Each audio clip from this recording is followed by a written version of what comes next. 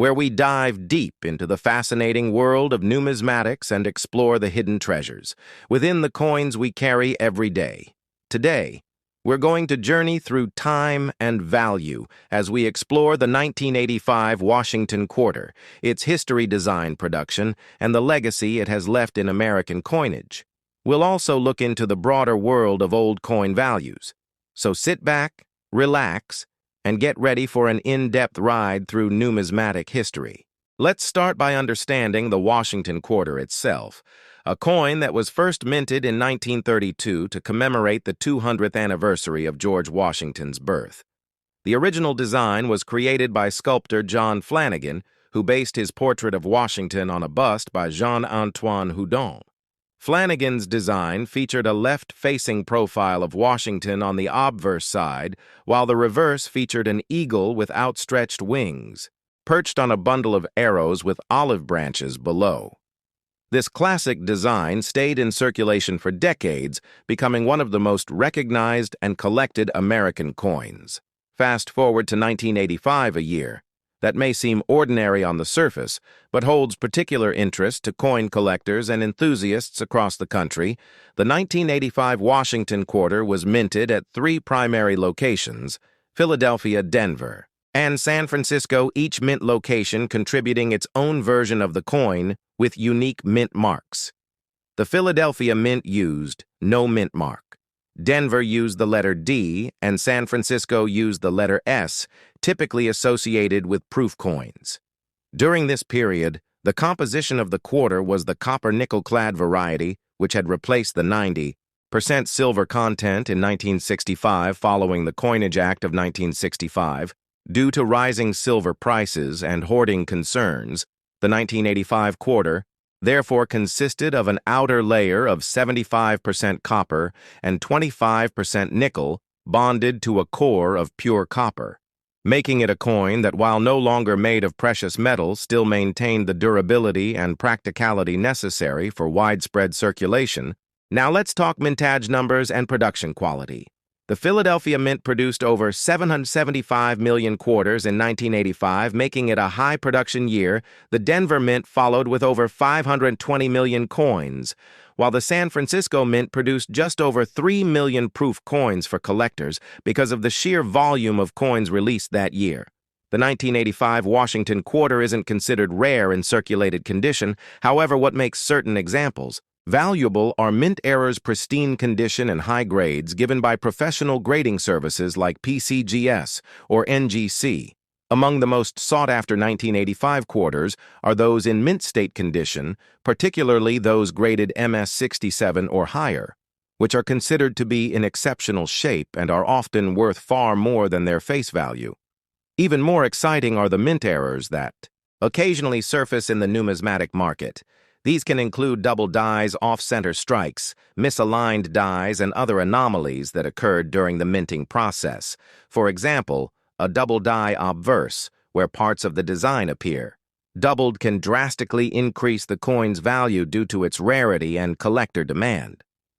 Proof coins from the San Francisco Mint deserve a spotlight as well. These coins were struck with special dies on polished blanks, resulting in a mirror-like finish and sharp details. Though they were not intended for circulation, they have become prized collector items, and their condition is typically better preserved than their circulated counterparts. The value of these proof coins depends greatly on their condition, whether they are deep cameo or ultra cameo, and if they have retained their original luster without any signs of toning or handling. But the value of the 1985 Washington Quarter also lies in its role within the broader history of American coinage. It was minted during a time of transition in the United States when economic and technological changes were reshaping the way Americans viewed money and savings. The coin itself represents a snapshot of that era. And for collectors, it offers a connection to the past and a physical piece of history that can be held, studied, and appreciated. As we continue to explore the history of old coins, it's important to recognize that value isn't always monetary.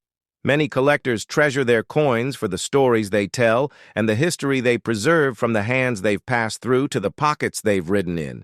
Every coin has a journey, and the 1985 Washington quarter is no exception. It has served not just as currency, but as a cultural artifact, a teaching tool, and a gateway for many into the world of numismatics. We will now take a detailed look at specific examples of 1985 quarters that have fetched impressive prices at auction. We'll analyze what makes them unique. We'll look at professional grading photos and descriptions, and examine why certain traits and features matter so much to collectors and investors. We'll also compare the 1985 quarter with earlier and later dates to show how changes in design production and market interest have influenced the value of these coins over time. And of course, we won't stop with just one coin. We'll take a look at how the Washington quarter evolved in the decades following 1985, especially with the introduction of the 50-state quarters program in 1999, which dramatically changed the face and focus of the quarter and introduced millions of people to the fun and importance of collecting coins. We'll discuss how the legacy of the classic Flanagan design influenced later designs and how it continues to resonate with collectors to this day. For those of you watching who are new to collecting, we'll provide tips on how to identify valuable coins in your pocket, change how to store and preserve your collection, and how to recognize red flags when buying or selling coins online. We'll also go over common misconceptions about coin values and how grading standards work, so you can approach collecting with confidence and clarity. So whether you're here to learn more about the 1985 Washington quarter, or you're just beginning your journey into the world of coin collecting, this video will give you a comprehensive and engaging look into the history, design, significance, and hidden value behind one of America's most enduring coins. Thank you for watching, and welcome back to the channel where every coin has a story, and every story is worth telling. In the world of mint errors, the 1985 Washington quarter has several notable examples that have appeared over the years. Though errors were less common in the mid-'80s due to tighter quality control, some interesting pieces still escaped into the wild.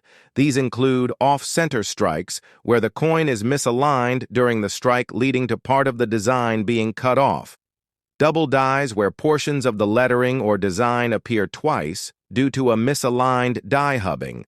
Process and clipped planchets, where part of the blank metal disc is missing. Before striking, each of these errors has its own grading scale and rarity profile, and collectors often compete aggressively for high-grade examples of these unusual coins. Now let's dive deeper into the collector value of the 1985 quarter across different markets, auction results, and dealer trends over the past 2 decades show a steady increase in the value of top-grade and rare error quarters, particularly in certified holders' demand for coins.